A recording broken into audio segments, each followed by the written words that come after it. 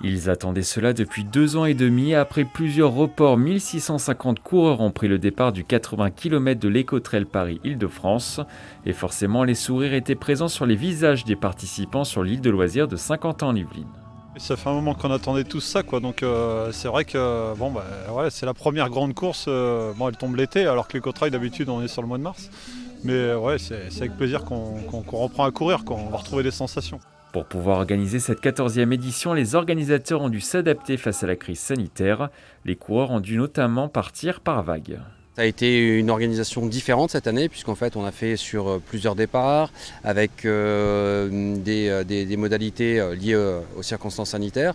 On est très contents, les coureurs ont joué le jeu, au niveau de l'organisation ça s'est très bien passé, des bénévoles qui sont toujours enthousiastes, donc on est vraiment super contents de pouvoir être de retour. Le parcours, lui, est resté inchangé. Les trailers sont notamment passés par Montigny-le-Bretonneux-Guyancourt ou encore Vélizy-Villacoublay en direction de la Tour Eiffel.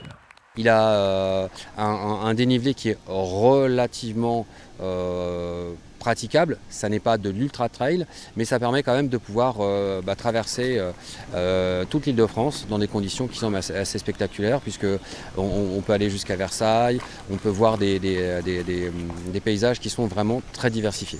On n'est pas à la montagne, mais on est quand même dans un éco-trail. Les meilleurs ont terminé les 80 km en 5h39 sur le pont d'Iéna. La 15e édition de cette course devrait être programmée en mars prochain.